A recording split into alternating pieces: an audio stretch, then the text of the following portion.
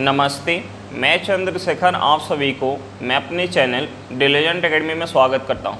हम लोग बिहार एसएससी के लिए एक मैथ का सीरीज स्टार्ट किए थे, जिसमें हम लोग प्रत्येक दिन बिहार एसएससी में आए हुए मैथ का प्रीवियस क्वेश्चन और उस पर आधारित मैथ का क्वेश्चन कर रहे हैं। चलिए आज उस सीरीज में हम लोग आगे की तरफ चलते हैं। इससे पहले अगर आप मेरे चैनल पर नए हो तो चैनल को सब्सक्राइब कर लें और बेल आइकन को प्रेस करना बिल्कुल ना भूलें, ताकि आपको सबसे पहले लेटेस्ट नोटिफिकेशन मिलता रहे। चलिए अब हम लोग क्वेश्चन की तरफ चलते हैं। हमारा क्वेश्चन क्या दिया हुआ है? हमारा क्वेश्चन है वो छोटी से छोटी प्राकृतिक संख्या कौन सी है जिसे 54,321 में जोड़ने पर योगफल 6 से विभाज्य होगा। अब देखिए हमें क्वेश्चन में संख्या क्या दिया हुआ है। हमें क्वेश्चन में संख्या दिया हुआ है 54,000, संख्या दिया 54,321। अब देखिए हमसे पूछ क्या रहे हैं, हमसे पूछ रहे हैं वह छोटी से छोटी प्राकृतिक संख्या जिसे अगर हम इसमें ऐड करें तो ऐड करने के बाद जो हमारी संख्या निकल के आए वो संख्या हमारी 6 से विभाज्य हो। अब देखिए संख्या किससे विभाज्य हो रही है? 6 से। अब देखिए कोई संख्या अगर 6 से विभाज्य है, इसका मतलब होगा कि वह संख्या 2 और 3 से भी, वह संख्या 2 और 3 से भी विभाज्य होगी। अब देखिए 2 से विभाज्यता का नियम क्या होता है कि संख्या का अंतिम अंक अगर 2 से विभाज्य है तो वह संख्या हमारी 2 से विभाज्य होगी। और 3 से विभाज्यता का नियम क्या होता है कि संख्या के अंकों का योग अगर 3 से विभाज्य है तो वह संख्या हमारी 3 से विभाज्य होगी। अब देखिए यहाँ हम सबसे पहले क्या करेंगे, जो हमें संख्या दिया हुआ है हम उस संख्या के अंकों का योग निकालेंगे। तो देखिए हम यहाँ अंकों का योग निकालेंगे तो ये हमारा हो जाएगा 5 + 4 + 3 + 2 + 1। अब देखिए हम इसे ऐड करेंगे तो ये हमारा हो जाएगा 9, 9 + 3 12, 12 + 2 14, 14 + 1 क्या हो जाएगा 15। अब देखिए यहाँ से योगफल क्या निकल के आ गया, 15 निकल के आ गया। अब देखिए 15 जो है वो 3 से विभाज्य है, इसका मतलब होगा कि ये संख्या हमारी अभी ही 3 से विभाज्य होगी। लेकिन हमसे पूछ रहे हैं कि हम इसमें कौन सी छोटी प्राकृतिक संख्या ऐड करें ताकि ऐड करने के बाद जो हमारी संख्या निकल के आए वो संख्या हमारी 6 से विभाज्य हो। और देखिए संख्या 6 से विभाज्य होगी तो 2 और 3 से भी विभाज्य होगी, यानी हम इसमें क्या ऐड करें ताकि ऐड करने के बाद भी हमारा 3 से विभाज्य हो। तो देखिए अगर हम इसमें 3 ऐड कर लें, हम इसमें अगर 3 ऐड कर लें तो ये हमारा क्या हो जाएगा 18 हो जाएगा। तो देखिए 18 3 से विभाज्य होगा, यानी 3 ऐड करने के बाद भी जो हमारी संख्या निकल के आएगी वो संख्या हमारी 3 से विभाज्य होगी। और हमसे पूछ रहा है कि ऐड करने के बाद जो हमारी संख्या निकल के आए वो हमारी संख्या 6 से विभाज्य हो। तो देखिए 6 से विभाज्य होगी, इसका मतलब क्या होगा कि 2 से भी विभाज्य होगी। अब देखिए ये संख्या 3 से तो विभाज्य है, हमें सबसे पहले चेक करना होगा कि हम इसमें अगर 3 ऐड कर रहे हैं तो ऐड करने के बाद जो हमारी संख्या निकल के आ रही है वो संख्या हमारी 2 से विभाज्य हो रही है या नहीं। तो देखिए हम इसमें 3 ऐड करके देखेंगे, हमारी संख्या क्या है 54,321। हम इसमें अगर 3 ऐड करेंगे तो ये हमारी संख्या बन जाएगी 54,324। अब देखिए यहाँ हमारा अंतिम अंक क्या है 4 है, 4 हमारा 2 से विभाज्य होगा, यानी ये संख्या हमारी 2 से विभाज्य होगी। यानी यहाँ से हमें क्या पता चल गया, यहाँ से हमें पता चल गया सबसे छोटी प्राकृतिक संख्या 3, जिसे अगर हम 54,321 में ऐड करेंगे तो वहाँ से जो हमारी संख्या निकल के आएगी वो संख्या हमारी 6 से पूरी तरीके से विभाज्य होगी, क्योंकि संख्या 3 और 2 से विभाज्य हो रही है। 3 और 2 से विभाज्य होगी, इसका मतलब क्या होगा कि संख्या हमारी 6 से विभाज्य होगी। हमारा आंसर क्या निकल गया कि 3 निकल के आ गया। चलिए क्वेश्चन समझ में आ गया होगा, नेक्स्ट क्वेश्चन पे चलते हैं। क्वेश्चन क्या दिया हुआ है, हमारा क्वेश्चन है संख्या 6,47,592 88 से विभाज्य है। यदि संख्या के अंकों को आरोही क्रम में पुनर्व्यवस्थित किया जाए तो इस प्रकार बनने वाली नई संख्या निम्नलिखित में से किसके द्वारा विभाज्य होगी। अब देखिए हमें क्वेश्चन में संख्या क्या दिया हुआ है, हमें क्वेश्चन में संख्या दिया हुआ है, हमें क्वेश्चन में संख्या दिया हुआ है 6,47,592। अब देखिए ये जो संख्या है, ये जो संख्या है 88 से विभाज्य है। और हमसे पूछ क्या रहे हैं, हमसे पूछ रहे हैं कि संख्या के अंकों को आरोही क्रम में पुनर्व्यवस्थित किया जाए तो वहां से जो हमारी नई संख्या निकल के आएगी वो संख्या किसके द्वारा विभाजित होगी। और यहाँ हमें 4 ऑप्शन दिया हुआ है। तो देखिए हम यहाँ सबसे पहले आरोही क्रम में इसे व्यवस्थित करेंगे, आरोही यानी बढ़ते क्रम में। तो देखिए सबसे छोटा क्या है, सबसे छोटा है 2, उसके बाद क्या है, उसके बाद है 4, उसके बाद क्या है 5, उसके बाद क्या है 6, उसके बाद क्या है 7, उसके बाद क्या है 9। यानी आरोही क्रम में व्यवस्थित करने के बाद संख्या हमारा क्या निकल के आ गया, संख्या हमारा निकल के आ गया 2,45,679। अब देखिए हमसे पूछ रहे कि ये संख्या किसके द्वारा विभाज्य है। अब देखिए हम यहाँ ऑप्शन से बता पाएंगे।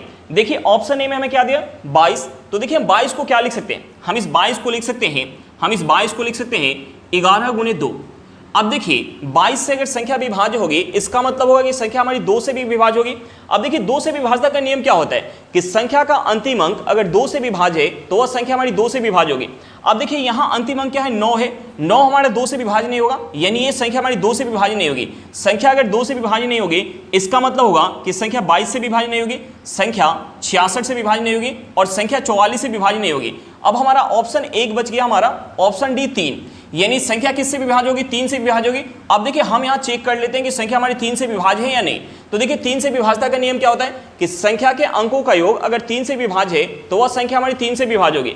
तो देखिए हम यहाँ अगर अंकों का योग निकालेंगे, हम यहाँ अंकों का योग निकालेंगे तो ये हमारा हो जाएगा 6, 6 + 6 12, 12 + 5 कितना हो जाएगा 17, 17 + 7 कितना हो जाएगा 17 + 7 हो जाएगा 24, 24 + 9 कितना हो जाएगा 33, यानी यहाँ से हमारा अंकों का योग क्या निकल गया, 33 निकल गया। अब देखिए 33 जो है वो 3 से विभाज्य होगा।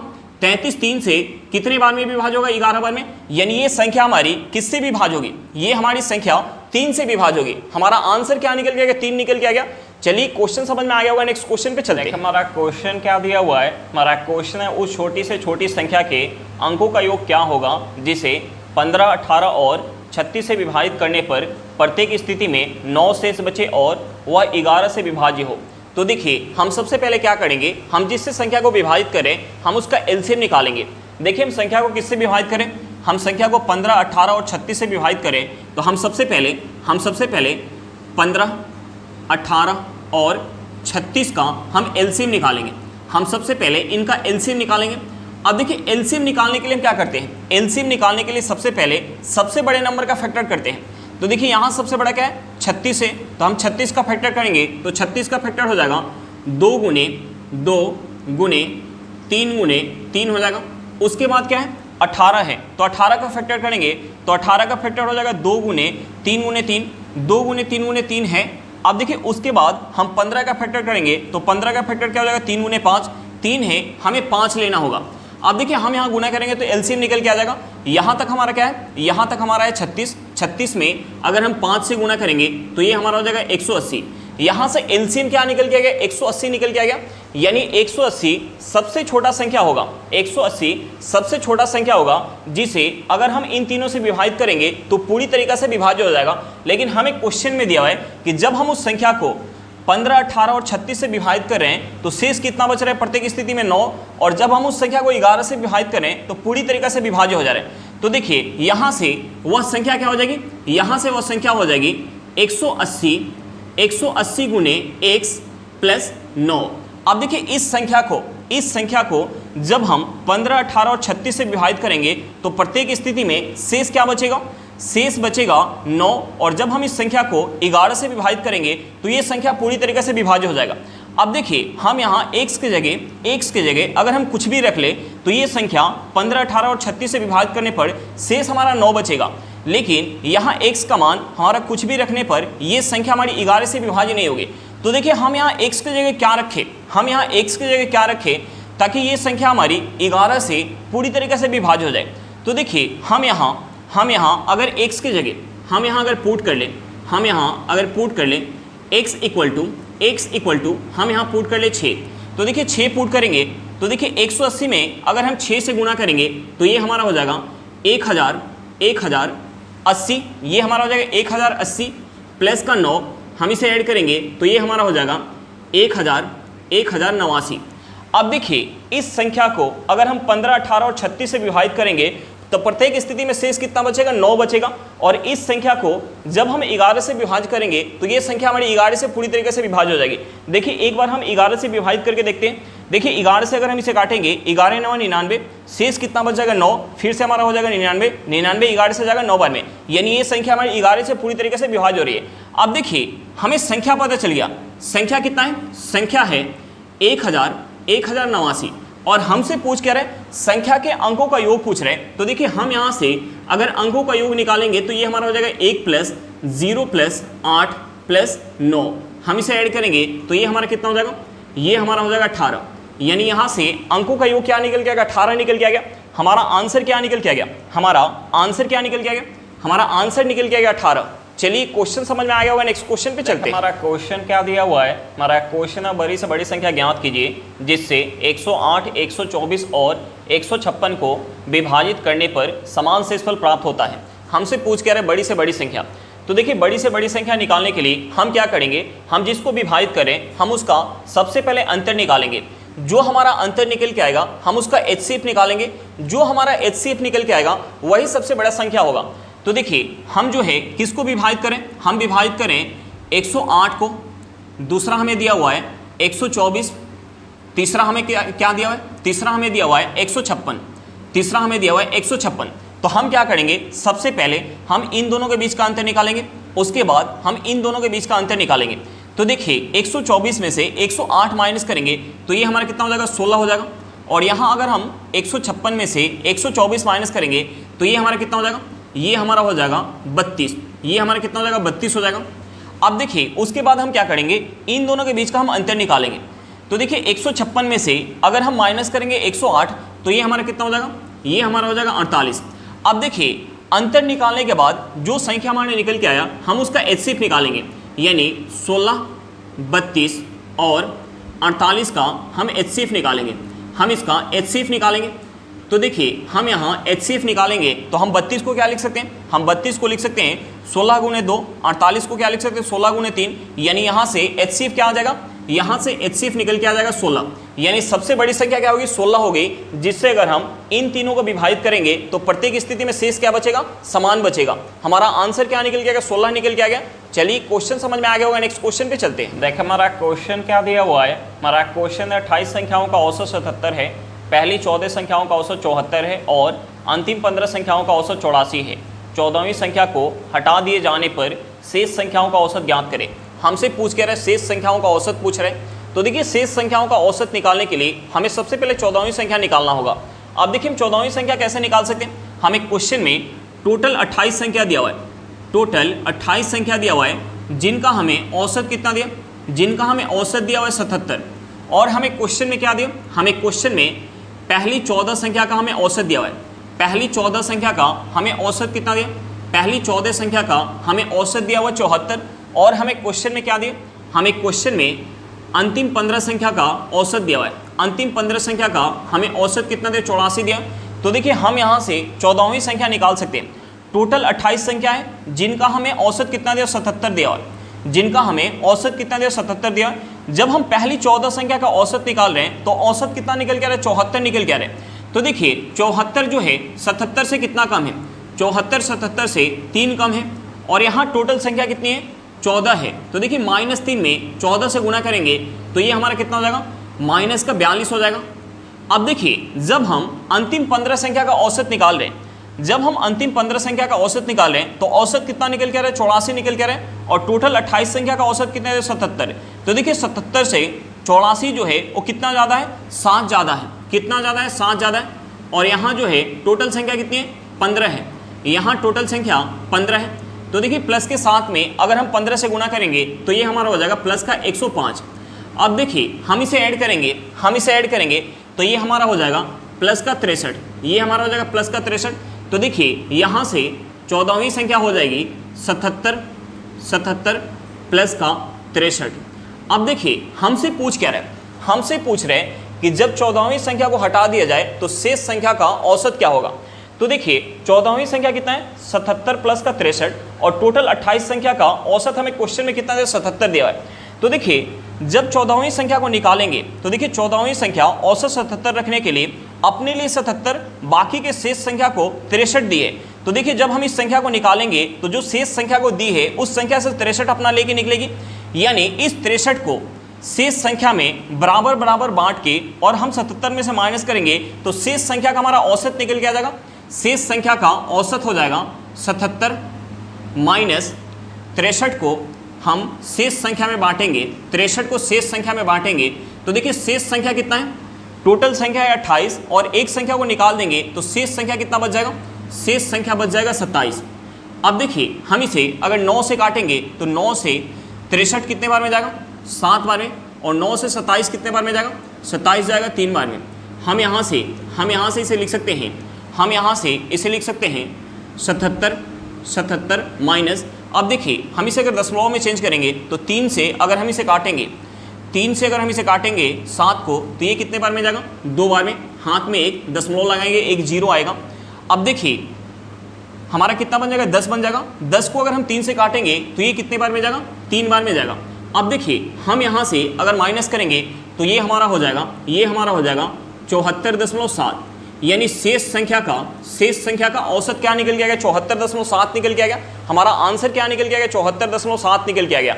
चलिए क्वेश्चन समझ में आ गया होगा, नेक्स्ट क्वेश्चन पे चलते हैं। हमारा क्वेश्चन क्या दिया हुआ है? हमारा क्वेश्चन है 5 सदस्यों वाले परिवार की वर्तमान औसत आयु 24 वर्ष है। यदि परिवार के सबसे छोटे सदस्य की वर्तमान आयु 8 वर्ष है तो इस सबसे छोटे सदस्य के जन्म के ठीक पहले परिवार के सदस्यों की औसत आयु क्या थी? हमसे पूछ कह रहे हैं सबसे छोटे सदस्य के जन्म के ठीक पहले परिवार की औसत आयु पूछ रहे हैं। अब देखिए मैं क्वेश्चन में टोटल सदस्य कितना दिया? टोटल सदस्य दिया हुआ 5, जिनकी हमें वर्तमान औसत आयु कितना दे? वर्तमान औसत आयु दिया हुआ है 24 वर्ष। और हमें क्वेश्चन में क्या दिया? हमें क्वेश्चन में सबसे छोटे सदस्य की वर्तमान आयु दिया है 8 वर्ष। तो देखिए सबसे छोटे सदस्य के जन्म के टाइम अगर हम जाएंगे तो परिवार की औसत आयु क्या हो जाएगी? तो देखिए अगर हम 8 वर्ष पहले जाएंगे तो औसत आयु में भी 8 वर्ष का कमी होगा। तो देखिए 24 में अगर हम 8 का कमी करेंगे तो ये कितना हो जाएगा? ये हो जाएगा 16 वर्ष, यानी जन्म के टाइम परिवार की औसत आयु क्या होगी? 16 वर्ष होगी। अब देखिए जन्म के टाइम सबसे छोटे सदस्य की आयु कितना होगा? 0 होगा। सबसे छोटे सदस्य का आयु कितना होगा? 0 होगा। और यहाँ औसत कितना है? 16 है। तो देखिए औसत 16 रखने के लिए बाकी के 4 सदस्य सबसे छोटे सदस्य की 0 आयु को 16 बनाने के लिए 4 दिए होंगे, यानी जन्म के ठीक पहले 4 सदस्य की औसत आयु कितनी होगी? 20 वर्ष होगी। यहाँ से हमारा आंसर क्या निकल के आ गया? 20 वर्ष निकल के आ गया। चलिए क्वेश्चन समझ में आ गया होगा, नेक्स्ट क्वेश्चन पे चलते हैं। देखिए हमारा क्वेश्चन क्या दिया हुआ है? हमारा क्वेश्चन में 2 संख्याएं 3:4 के अनुपात में हैं। प्रत्येक में 30 बढ़ाने पर उनका अनुपात 9:10 हो जाता है।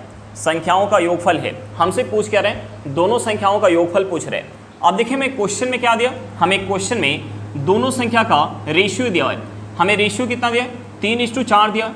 और बाद में यह रेशियो कितना हो जा रहा है? बाद में यह रेशियो हो जा रहा है 9:10। बाद में यह रेशियो 9:10 कब हो रहा है? जब दोनों संख्या में 30 का वृद्धि करें। और हमसे पूछ क्या रहा है? हमसे पूछ रहे दोनों संख्याओं का योगफल। तो देखिए हम यहाँ क्रॉस प्रोडक्ट लगा के दोनों संख्या निकाल सकते हैं। क्रॉस प्रोडक्ट लगाने के लिए हम क्या करेंगे? इसमें इससे गुना करेंगे। तो देखिए 9 में अगर हम 4 से गुना करेंगे, 9 में 4 से गुना करेंगे तो ये हमारा कितना हो जाएगा? 36 हो जाएगा। उसके बाद हम इससे इसमें गुना करेंगे। अब देखिए 10 में अगर हम 3 से गुना करेंगे तो ये हमारा कितना हो जाएगा? ये हमारा हो जाएगा 30। हम क्या करेंगे? इन दोनों के बीच का अंतर लेंगे। तो देखिए हम यहाँ अगर अंतर निकालेंगे तो यहाँ अंतर कितना हो जाएगा? 6 यूनिट हो जाएगा। उसके बाद हम क्या करेंगे? इससे इसमें गुना करेंगे। अब देखिए हम 30 में अगर 10 से गुना करेंगे तो ये हमारा कितना हो जाएगा? ये हमारा हो जाएगा 300। उसके बाद हम 9 से गुना करेंगे 30 में। उसके बाद 9 से हम गुना करेंगे 30 में तो ये हमारा कितना हो जाएगा? ये हमारा हो जाएगा 270। ये हमारा हो जाएगा 270। हम इन दोनों के बीच का अंतर निकालेंगे। इन दोनों के बीच का अंतर कितना हो जाएगा? इन दोनों के बीच का अंतर हो जाएगा 30। अब देखिए यहाँ से हमारा क्या निकल के आ गया? इस 6 यूनिट का वैल्यू हमारा निकल के आ गया 30। यहाँ से इस 6 यूनिट का वैल्यू हमारा क्या निकल के आ गया? 30 निकल के आ गया। अब देखिए मैं 6 यूनिट का वैल्यू पता चल गया तो हम यहाँ से दोनों संख्या निकाल सकते हैं।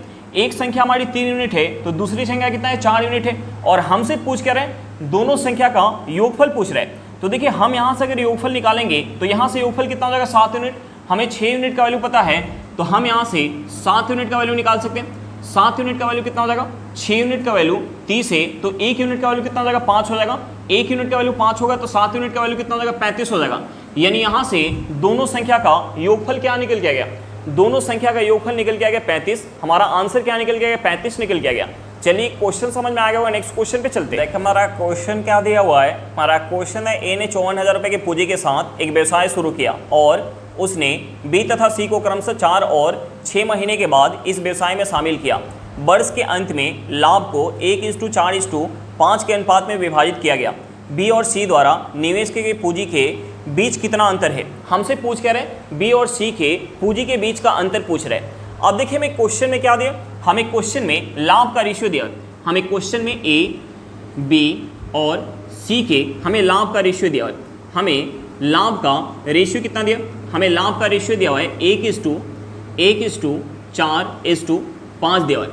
और हमें क्वेश्चन में क्या दिया, हमें क्वेश्चन में टोटल समय दिया है 1 वर्ष का, और हमें क्वेश्चन में दिया है कि ए जो है बी और सी को क्रमशः 4 और 6 महीने के बाद शामिल कर रहे हैं व्यवसाय में। तो देखिए हम यहाँ से तीनों के समय का रेशियो निकाल सकते हैं, हम यहाँ से समय का रेशियो निकालेंगे, हम यहाँ से तीनों के समय का रेशियो निकालेंगे। तो देखिए ए के पास कितना समय है, ए के पास समय है टोटल 1 वर्ष यानी 12 माह का, बी के पास कितना समय है 4 महीने बाद शामिल हो रहा है यानी बी के पास 8 महीने का समय है।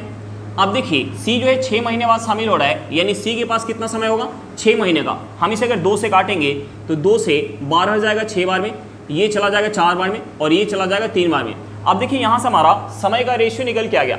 अब देखिए हमसे पूछ क्या रहे, हमसे पूछ रहे बी और सी के पूंजी के बीच का अंतर पूछ रहे।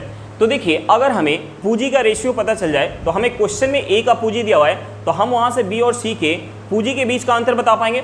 अब देखिए हम पूंजी का रेशियो कैसे निकाल सकते हैं, हमें क्वेश्चन में लाभ का रेशियो दिया हुआ था और हमने समय का रेशियो निकाल लिया। अब देखिए जब हम लाभ का रेशियो निकालते थे, जब हम लाभ का रेशियो निकालते थे तो लाभ का रेशियो कैसे निकालते थे, लाभ का रेशियो निकालने के लिए पूंजी का रेशियो निकाल के और समय का रेशियो निकाल के गुना करते थे तो हमारा लाभ का रेशियो निकल के आता था। तो देखिए यहाँ हमें लाभ और समय का रेशियो पता है, तो देखिए इस लाभ के रेशियो में अगर हम समय के रेशियो से भाग देंगे तो हमारा क्या निकल के आ जाएगा, पूंजी का रेशियो निकल के आ जाएगा। तो देखिए हम यहाँ से ए, बी और सी के हम पूंजी का रेशियो निकाल सकते हैं। पूंजी का रेशियो निकालने के लिए हम क्या करेंगे, हम जो है लाभ के रेशियो में समय के रेशियो से भाग देंगे तो यहाँ से हमारा हो जाएगा, यहाँ से हमारा हो जाएगा 1/6:4/4 ये हमारा हो जाएगा 5/3। अब देखिए यहाँ से जो हमारा रेशियो निकल के आया, यहाँ से जो हमारा रेशियो निकल के आया वो हमारा रेशियो फ्रैक्शन में निकल के आया। तो हम इस फ्रैक्शन के रेशियो को सबसे पहले नॉर्मल रेशियो में चेंज करेंगे। नॉर्मल रेशियो में चेंज करने के लिए हम क्या करेंगे, जो हमारा सभी जगह बट्टे में है हम उसका एलसीएम लेंगे और एलसीएम से सभी जगह गुना करेंगे। तो देखिए यहाँ हमारा बट्टे में क्या है, देखिए ये हमारा 4 से 4 कट जाएगा, यहाँ हमारा क्या हो जाएगा 1 हो जाएगा। यहाँ बट्टे में क्या है, यहाँ हमारा बट्टे में 6 और यहाँ क्या है 3 है और यहाँ हमारा क्या बच जाएगा 1 बच जाएगा। तो 6 और 3 का अगर हम एलसीएम लेंगे तो एलसीएम कितना हो जाएगा, एलसीएम हो जाएगा 6। तो देखिए हम यहाँ अगर 6 से गुना करेंगे तो 6 से हमारा 6 कट जाएगा, यहाँ हमारा कितना हो जाएगा 1 हो जाएगा। यहाँ अगर हम 6 से गुना करेंगे तो यहाँ हमारा कितना है 1 है, 1 में 6 से गुना करेंगे तो ये हमारा हो जाएगा 6। यहाँ 6 से गुना करेंगे तो 3 से 6 जाएगा 2 बार में, 2 से 5 में गुना करेंगे तो ये हमारा हो जाएगा 10। यानी यहाँ से पूंजी का रेशियो क्या निकल के आ गया, 1:6:10 निकल के आ गया। यानी ए का पूंजी अगर 1 यूनिट होगा तो बी का पूंजी कितना होगा 6 यूनिट और सी का पूंजी कितना होगा 10 यूनिट। अब देखिए यहाँ ए का पूंजी कितना है 1 यूनिट है और हमें क्वेश्चन में ए का पूंजी कितना दिया हुआ है, हमें क्वेश्चन में ए का पूंजी दिया है 54,000 रुपया।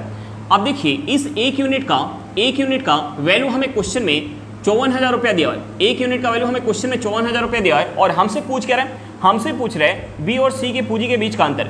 तो देखिए हम यहाँ अगर अंतर निकालेंगे तो यहाँ अंतर कितना हो जाएगा 4 यूनिट। अब देखिए हमें 1 यूनिट का वैल्यू पता है तो हम यहाँ से 4 यूनिट का वैल्यू निकाल सकते हैं। हम यहाँ से 4 यूनिट का वैल्यू निकालेंगे तो देखिए हम 54,000 में अगर 4 से गुना करेंगे तो ये हमारा हो जाएगा 2,16,000। यहाँ से हमारा अंतर क्या निकल के आ गया 2,16,000 रुपया निकल के आ गया। हमारा आंसर क्या निकल के आ गया 2,16,000 रुपया निकल के आ गया। चलिए क्वेश्चन समझ में आ गया, नेक्स्ट क्वेश्चन पे चलते हैं। हमारा क्वेश्चन क्या दिया हुआ है, हमारा क्वेश्चन है दुकानदार द्वारा 60 रुपये प्रति केजी और 80 रुपये प्रति केजी मूल्य वाले 2 प्रकार के चावलों को किस अनुपात में मिलाना चाहिए ताकि मिश्रण का औसत मूल्य 75 रुपये प्रति केजी हो जाए। हमसे पूछ के रहे, रेशियो पूछ रहे। तो देखिए हम यहाँ रेशियो निकालने के लिए क्या करेंगे, एलिगेशन लगाएंगे। देखिए पहले प्रकार के चावल का हमें मूल्य क्या दिया 60 रुपये प्रति केजी, दूसरे प्रकार के चावल का हमें मूल्य दिया 80 रुपये प्रति केजी और हमें मिश्रण का मूल्य दिया 75 रुपये प्रति केजी। तो देखिए हम यहाँ एलिगेशन लगाएंगे तो हमारा रेशियो निकल के आ जाएगा।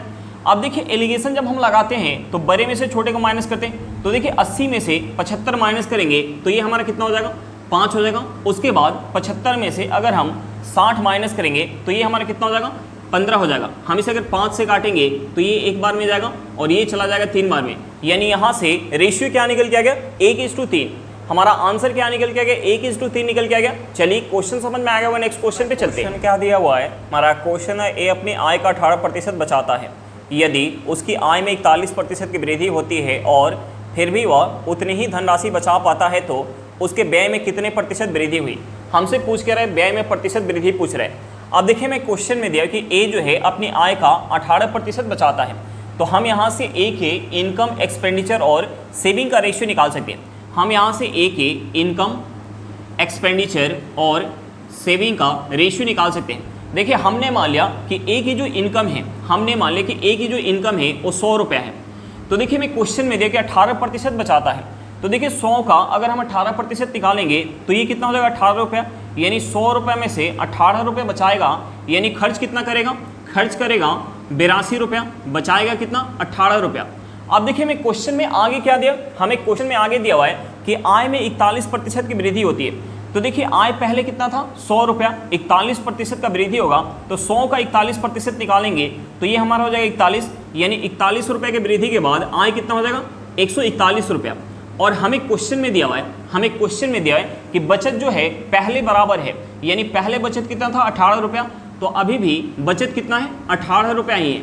अब देखिए इनकम कितना है 141 रुपया, सेविंग कितना है 18 रुपया, तो हम यहाँ से एक्सपेंडिचर निकाल सकते हैं। एक्सपेंडिचर निकालने के लिए इनकम में से सेविंग माइनस करेंगे, तो देखिए 141 में से अगर हम माइनस करेंगे 18 तो ये हमारा कितना हो जाएगा, ये हमारा हो जाएगा 123। अब देखिए पहले जो है एक्सपेंडिचर कितना था 82 रुपया और अब एक्सपेंडिचर कितना है 123 रुपया, यानी एक्सपेंडिचर जो है कितना से बढ़ गया, एक्सपेंडिचर कितना से बढ़ गया 41 रुपये से बढ़ गया, कितने पर 82 रुपये पर, गुने 100 करेंगे तो यहाँ से हमारा प्रतिशत वृद्धि निकल के आ जाएगा। अब देखिए 41 से 82 कितने बार में जाएगा, 2 बार में, 2 से 100 कितने बार में जाएगा 50 बार में। यहाँ से हमारा निकल के आ गया कि व्यय में कितने का वृद्धि होगा 50% का वृद्धि होगा। हमारा आंसर क्या निकल के आएगा 50%। चलिए क्वेश्चन समझ में आ गया होगा। आज के लिए इतना ही, फिर मिलते हैं नेक्स्ट क्लास में। अगर क्लास अच्छा लगे तो क्लास को लाइक करिएगा, अगर आप मेरे चैनल पर नए हो तो चैनल को सब्सक्राइब करिएगा और क्लास को अपने दोस्तों के साथ शेयर करना बिल्कुल मत भूलिएगा। चलिए बाय बाय।